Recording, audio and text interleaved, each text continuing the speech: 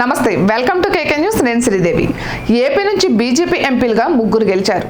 రాజమండ్రి నుంచి దగ్గుపాటి పురంధేశ్వరి, అనకాపల్లి నుంచి సీఎం రమేష్, నరసాపురం నుంచి శ్రీనివాస్ వర్మ విజయం సాధించారు.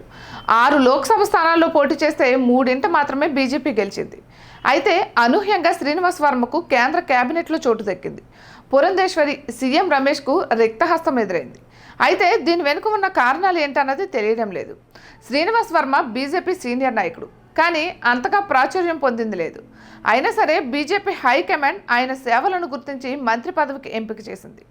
అసలు ఆయన పేరు ఉంటుందని ఎవ్వరూ అంచనా వేయలేకపోయారు. శ్రీనివాస్ వర్మకు ఆర్ఎస్ఎస్తో మంచి సంబంధాలున్నాయి.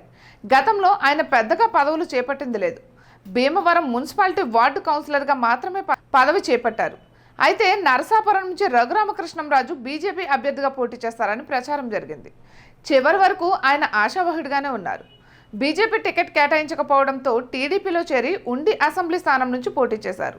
శ్రీనివాస్ వర్మకు ఎంపీ టికెట్ అనూహ్యం అనుకుంటే ఆయన కేంద్ర మంత్రి పదవి దక్కించుకోవడం కూడా విశేషమే. ఏపీ బీజేపీ కోటాకు సంబంధించి పురంధేశ్వరికి మంత్రి పదవి పక్కా అని ప్రచారం జరిగింది. ఆమె 10 ఏళ్ల పాటు కేంద్ర మంత్రిగా పనిచేశారు. సీనియర్ నాయకురాలు. ఆపై ఏపీ బీజేపీ చీఫ్ గా ఉన్నారు. ఇక సీఎం రమేష్ సైతం బీజేపీ అగ్రనేతలకు అత్యంత సన్నిహితులు. అయితే వీరిద్దరినీ కాదని వర్మకు ఛాన్స్ ఇచ్చారు.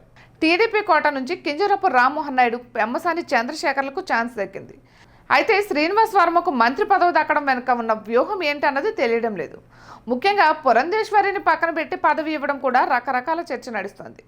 చంద్రబాబు పట్టు పట్టలేదా, లేకుంటే ఆమెకు మరో ఛాన్స్ ఇస్తారా అన్నది తెలియాల్సి ఉంది. ఇక ఇటువంటి మరెన్నో వీడియోస్ కోసం కేకే న్యూస్ తెలుగు ఛానల్ని సబ్స్క్రైబ్ చేసుకోండి.